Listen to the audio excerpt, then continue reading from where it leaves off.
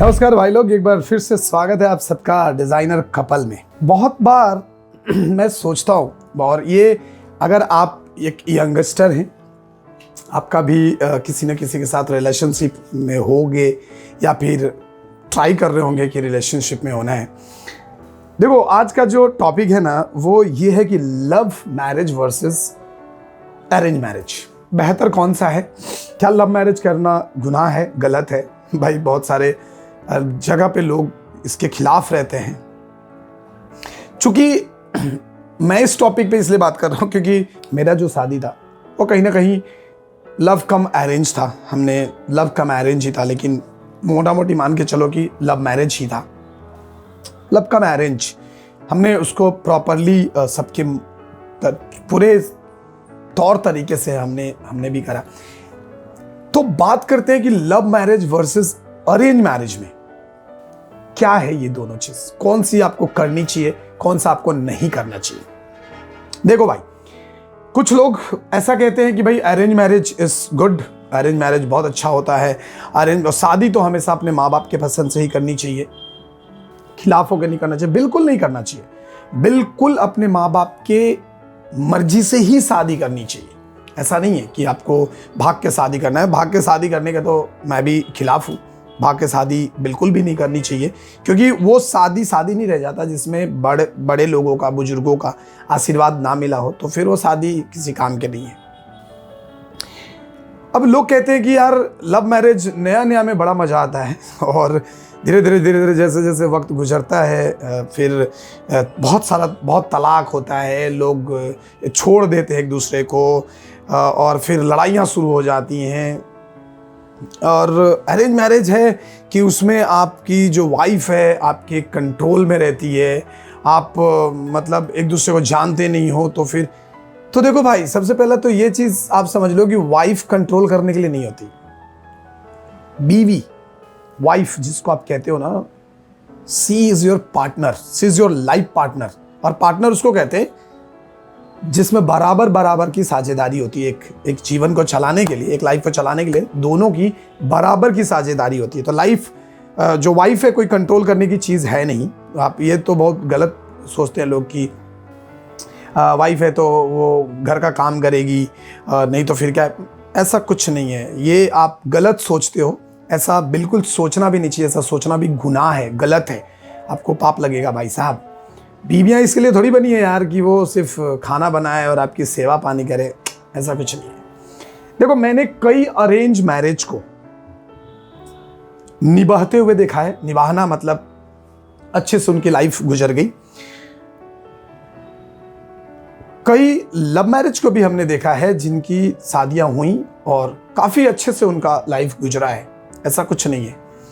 ये पूरी डिपेंड करती है आपकी मेंटालिटी के ऊपर कि आपका मेंटालिटी कैसा है, आप सोचते कैसा हो।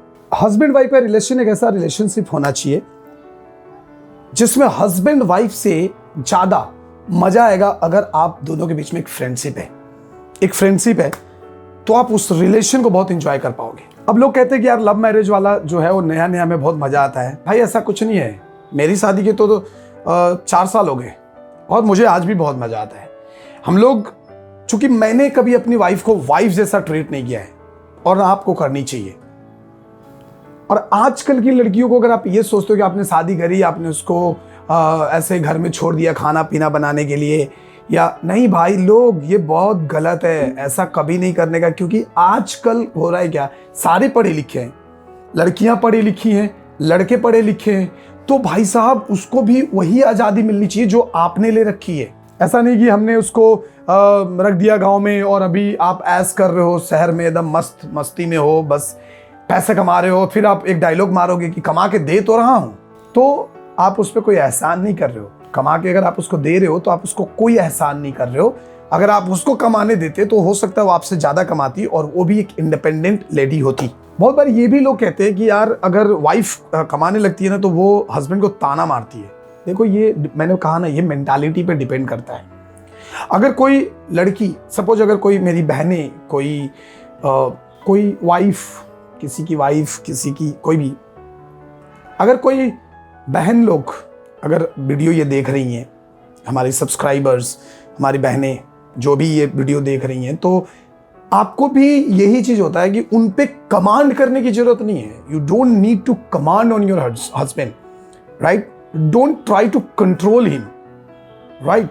और ये सेम लागू होता है हस्बैंड्स के लिए भी, जो भाई लोग मेरे इस वीडियो को देख रहे हैं, कि डोंट ट्राई टू कंट्रोल, कि आप उसको कंट्रोल मत करो।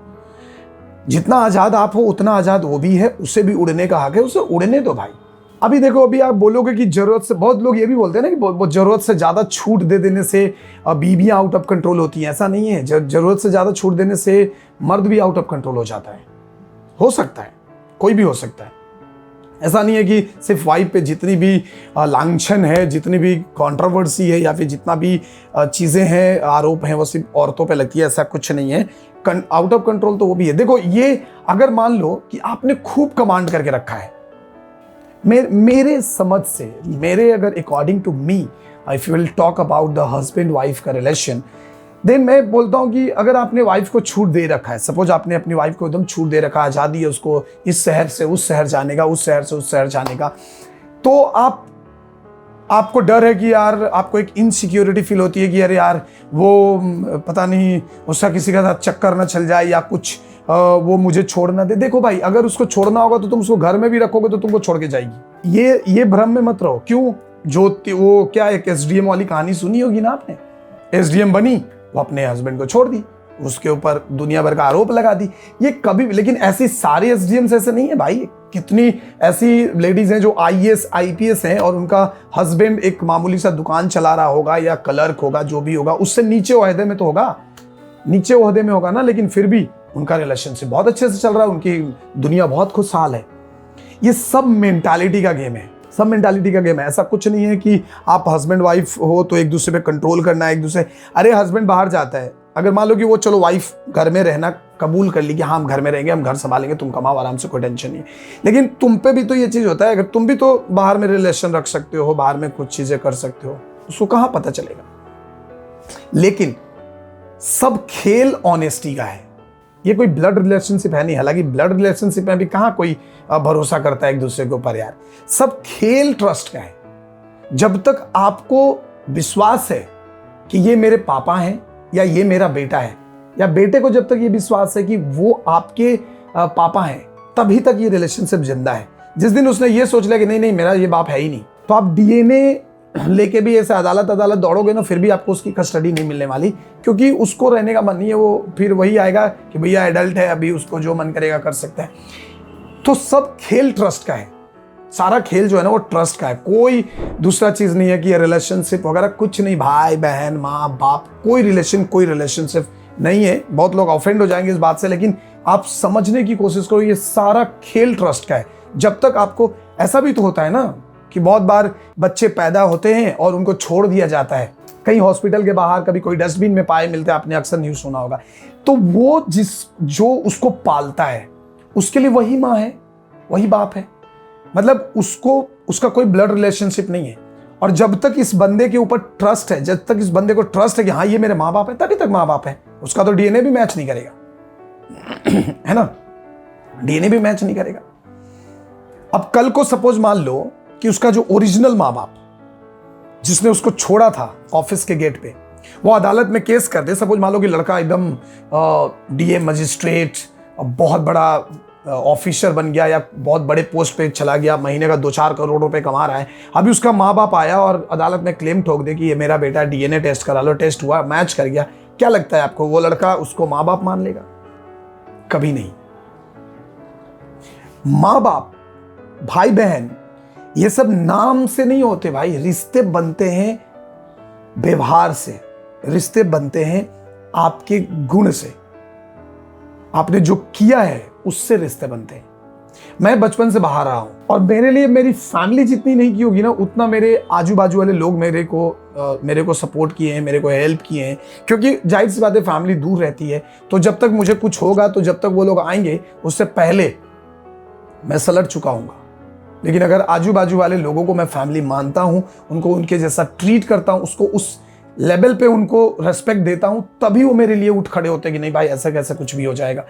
कभी भूखे नहीं सोया मैंने, आज इतना साल हो गया मैं बाहर रहते हुए, तकरीबन बचपन से मैं बाहर रहा। तो सब खेल रिश्ते का है। लव मैरिज ऐसा नहीं है कि अगर आप लव मैरिज करते हो तो आप टूट जाओगे, लेकिन हाँ, अंधा प्यार वाला भाई ब्याह शादी जोश में आके मत करना। जोश में आके कभी भी लव मैरिज मत करना कि ऐसा एकदम, क्योंकि जवानी में ये जोश चढ़ता है, इश्क करने की फितूर होती है, इश्क करते हैं लोग, भाग के शादी कर लेते हैं, कोर्ट मैरिज कर लेते हैं। मत करना, कभी मत करना, क्योंकि आप अगर वो उस चीज में आप उस तरीके से, क्योंकि वो क्या होता है ना, वो अट्रैक्शन वाला प्यार होता है, वो प्यार अट्रैक्शंस का है।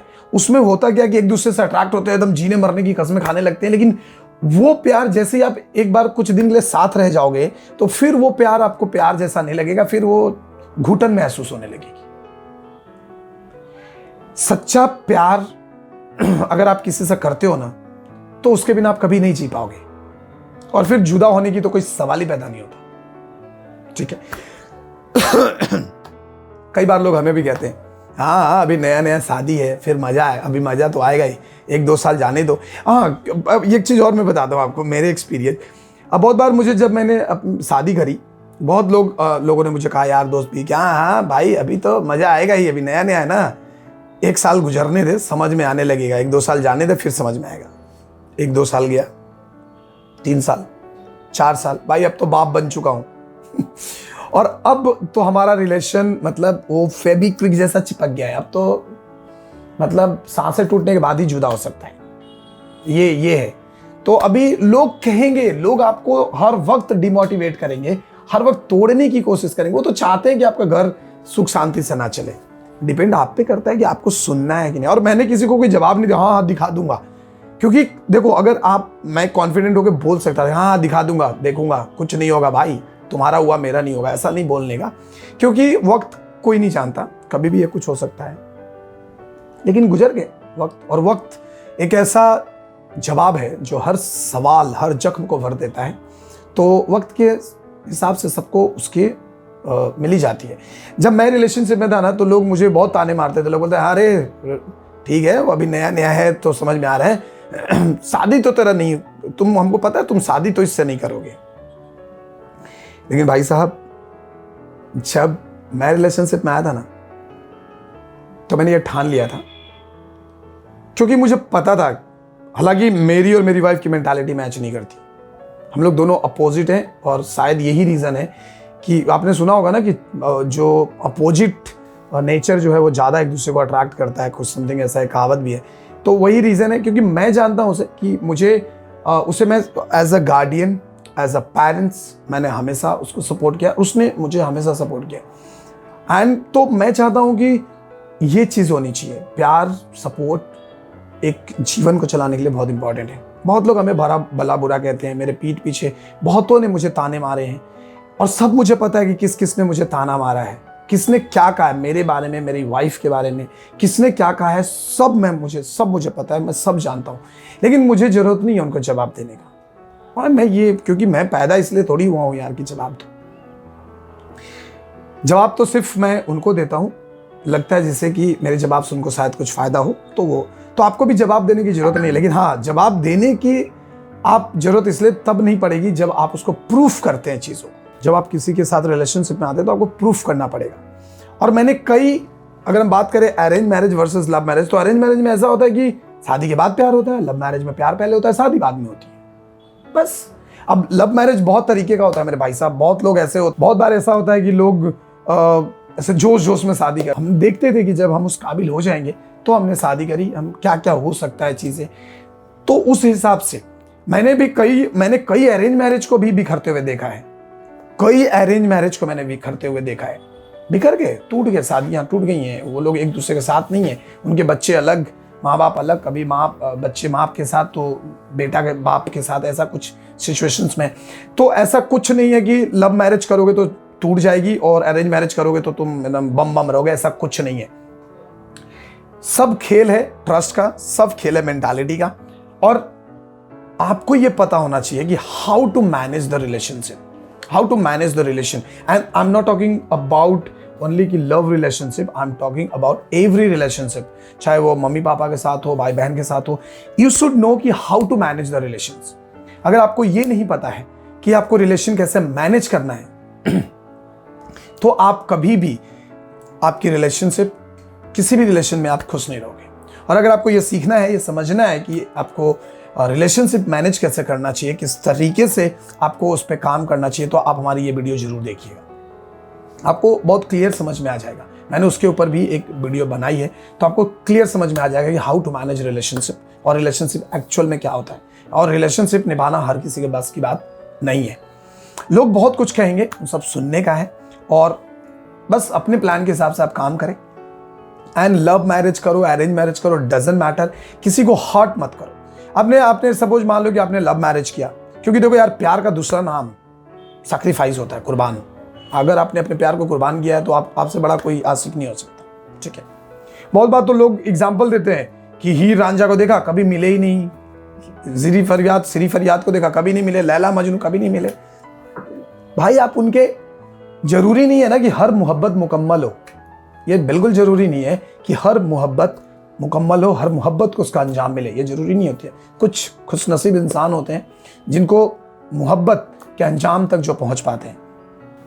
तो अगर आपने किसी से प्यार किया और आपकी शादी नहीं हुई, तो ऐसा नहीं कि नस काट लो, गला काट लो, फांसी लटक जाओ कि हम तो तुम्हारे प्यार में जान दे दिए। बकवास चीज़ है ये सब आप उसको, सामने वाले को इंसल्ट कर रहे हो और कुछ नहीं कर रहे हो।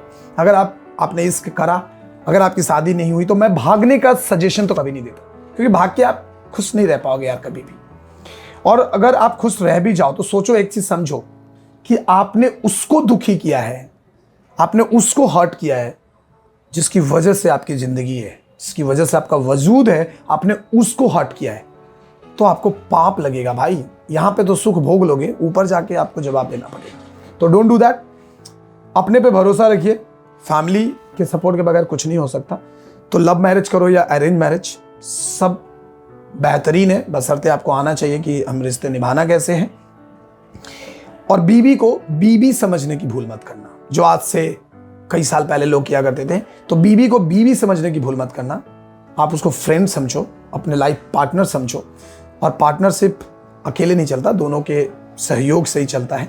वो कमा रही है और अगर उसके मेंटालिटी ऐसा है कि वो आपको लास्ट में चीट करेगी आपको, तो वो कभी भी कर सकती है या कभी भी कर सकता है। कोई लड़का का प्लान हो ऐसा तो कभी भी कर सकता है। आप चाहे जितना भी उसको कांच के उसमें रख लो, हीरे मोती से लाद दो, उसको चीट करना होगा, वो आपको चीट करेगी। या उस लड़के को अगर चीट करना होगा तो वो लड़का चीट करेगा, चाहे आप उस पर अपनी जान क्यों ना लुटा दो। तो ये सब आपकी किस्मत का खेल भी है और किस्मत से ज्यादा आपका अपना है। अगर आप देखो, कभी कोई भी व्यक्ति दूसरी जगह तभी जाएगा जब आपसे ज्यादा प्यार उसको कहीं मिलता हो। तो you should care about your life, you should care about your family. जाहिर सी बात है कि अगर आपके बेटे का शौक आप नहीं पूरा करोगे और अगर कोई दूसरा उसका शौक पूरा कर रहा है, तो जाहिर सी बात है कि कुछ दिन के बाद वो आपको बाप ना कह के उसको बाप कहेगा। सिंपल सी बात है, ये तो खेल है जिंदगी का। तो उम्मीद है कि आपको समझ में आया होगा और आप सहमत होंगे। और अगर आप सहमत हैं तो कमेंट करके जरूर बताइएगा कि love marriage versus arrange marriage की जो डेफिनेशन हमने आपको दी है वो आपको कहां तक जस्टिफाइड लगता है। अगर जस्टिफाइड लगा तो वीडियो को लाइक करिए। और अगर आप हमारी बातों से सहमत हैं या आप कुछ सजेशन देना चाहते हैं या आप अपना राय रखना चाहते हैं तो कमेंट करके जरूर बताइएगा। मिलते हैं आपसे नेक्स्ट वीडियो में।